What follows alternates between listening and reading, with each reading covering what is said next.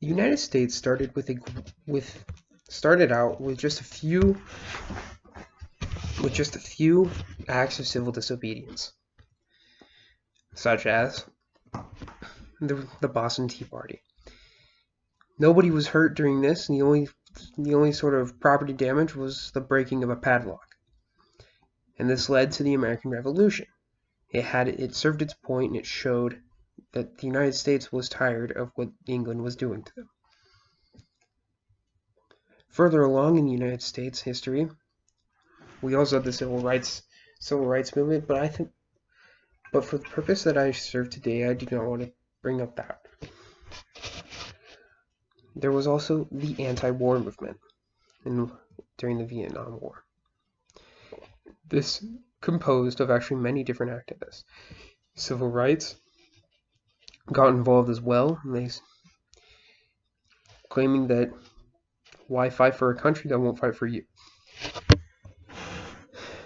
And there were non-civil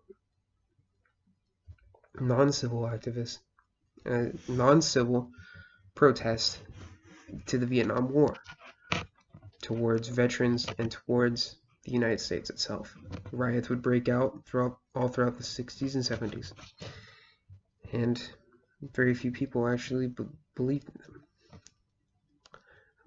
It gained rather little movement until later in the Nixon years, where it was fought to a stalemate. Mahatma Gandhi actually preached a nonviolent approach, which is known as civil disobedience. And he was able to restore India to its rightful place and decolonize it. My question today is civil disobedience morally justified? I would like to define civil disobedience as being any form of protest that does not break any laws, but still goes against social norms.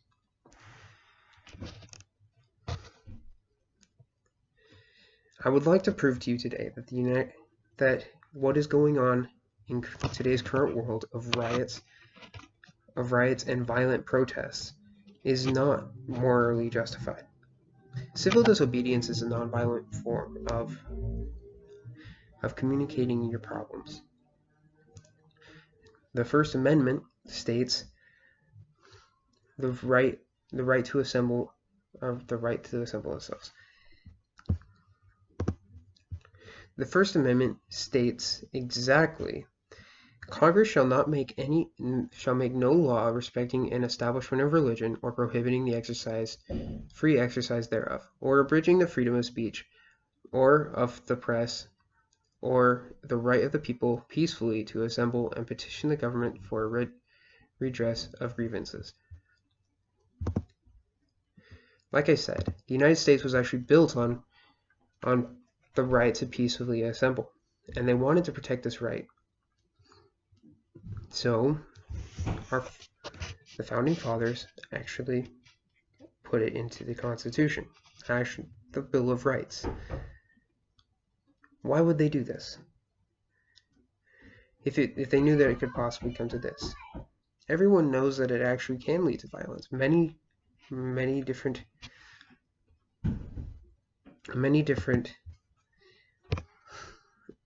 places actually many different protests end up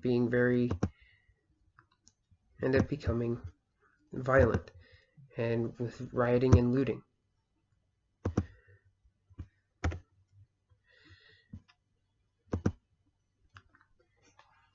In the LA Times, they continue to say that the death toll from protests, from the protests against the George Floyd death, has risen not just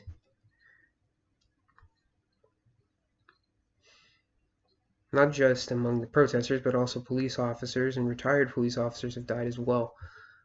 And this is morally unacceptable. We cannot justify the death of anyone. If we're fighting against the death of one person, we cannot justify the other. What happened to George Floyd was, yes, very wrong. But does it make it any better? It was very wrong, and it has been entirely condemned by the community. So why do we still protest?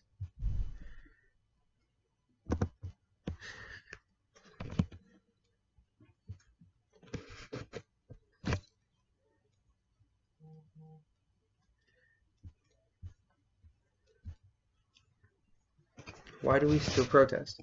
Well, the United States still wants us to be able to practice freely.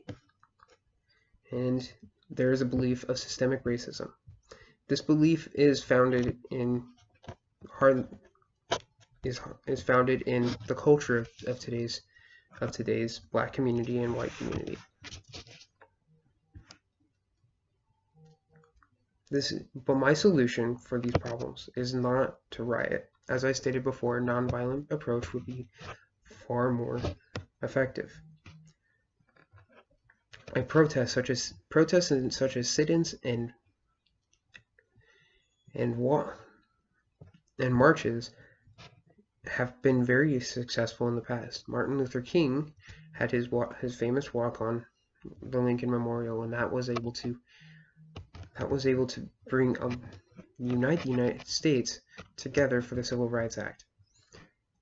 I know that if we continue to work harder, we will have strength. And I thank you for your time. Thank you.